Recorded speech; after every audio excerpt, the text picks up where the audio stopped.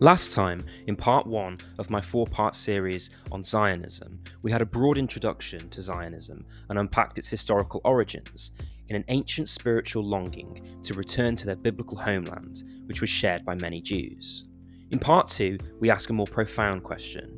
What was the context in Europe that helped morph this ancient longing into something more concrete, closer to a political ideology? To answer that, we need to go to 19th century Europe, a continent full of change and contradiction. But before we begin, if you sign up to my membership, you get early access to the next episode. Check it out, it's only a few dollars or pounds, the price of a cup of coffee. There's a link in the description, as well as a link to the other episodes in this series.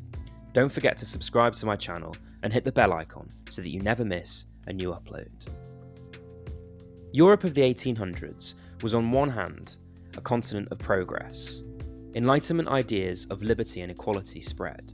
The French Revolution promised rights for all, including Jews. You could be French and Jewish. Schools and universities opened up to them. Emancipation was the new word to describe this process, and it was supposed to herald greater integration of Jews into European society. No longer were Jews legal or social outcasts. But, on the other hand, Europe was a continent of growing nationalism.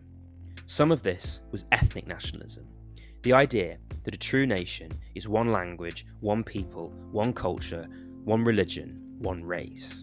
Despite emancipation, Jews were still seen in some circles as eternal outsiders, a nation within a nation. Racist pseudoscience came into vogue. Jews weren't blamed for religious reasons anymore, they were seen as biologically different.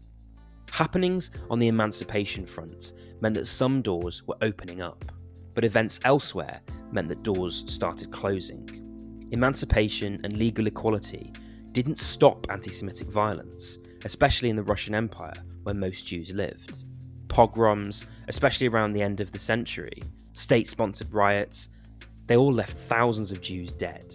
Entire communities were destroyed.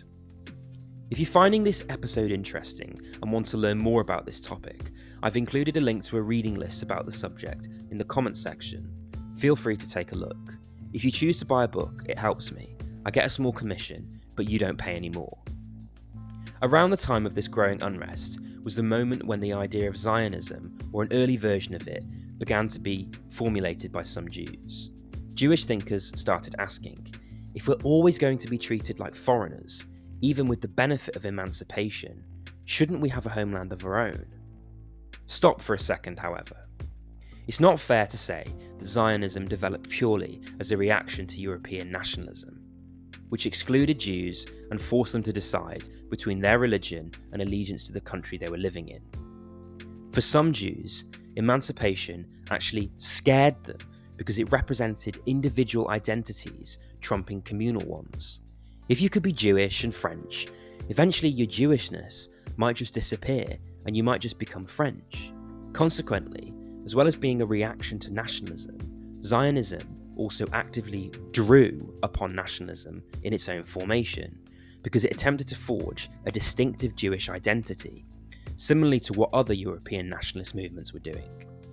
Zionism thus developed as both a reaction against and a product of nationalism in its early formation. Hence why Zionism is seen by some as colonialist and emancipatory. It is able to hold these two contradictory descriptors because, as I just said, its formation drew from and yet was also set against nationalism. Next time, we'll learn about how certain individuals living in Europe responding to these crises by creating the concrete ideology of Zionism.